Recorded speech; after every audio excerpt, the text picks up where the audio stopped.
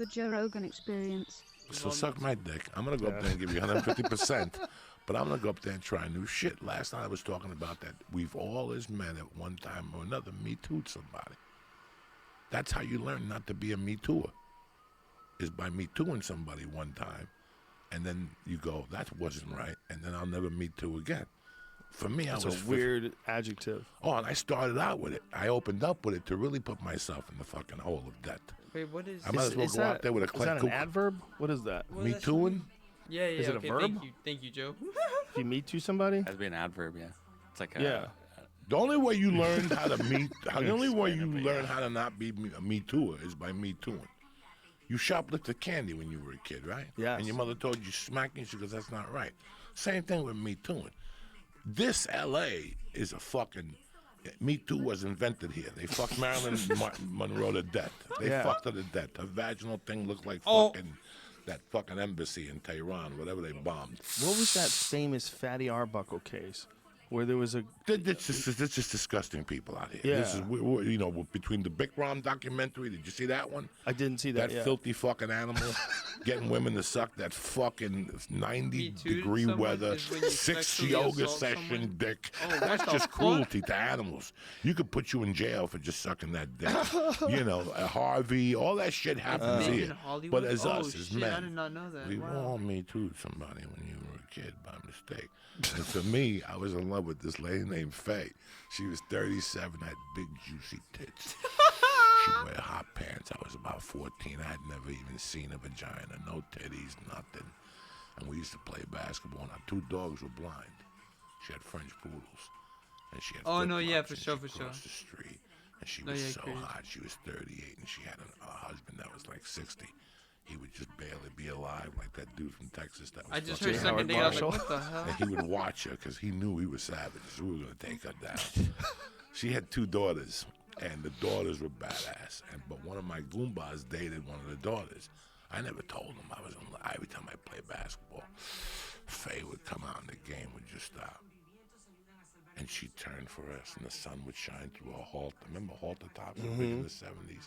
And she had real yummy titties with the nipples sticking up. And it drove me crazy.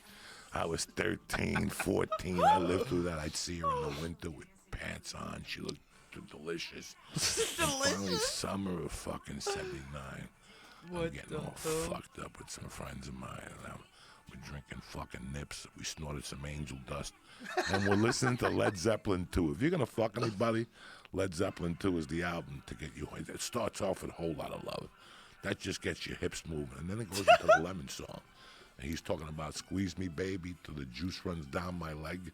I'm like, that's it. The juice is running down my leg tonight. My mother was a flower chick. She had flowers everywhere. I put on like a shirt. I swear to God, it had to be about 10 because she would walk the dog at night, but the husband was How old 60. were you at the time? 15. The dog would sleep. The husband would pass out by 8. So she would take the dogs out for the 10 o'clock. She would put them down, and, you know, they were kind of blind French poodles. And she would still wear the fucking tighty-whities, you know, the Dixie Pants. Dixie Dukes, Daisy Dukes. Dukes. This is in the 70s before Daisy even was invented. She already had the Daisy on with the shirt. And I remember being on that Angel Does hide in the weeds, like fucking, and with the flowers. I had flowers for her.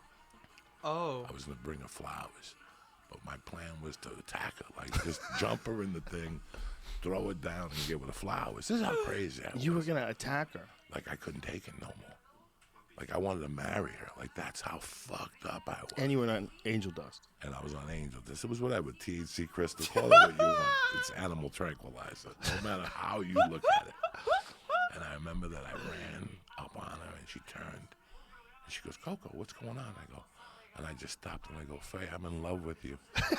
And she's like, what are you talking about? And I'm like, Faye, I've been in love with you for 2 years. I want to run off with you. Fuck my mother. I'm like, let's get a job. Let's leave. Wow. And she's looking at me like I was retarded. First of all, she's looking at me like this kid is fucking snapped.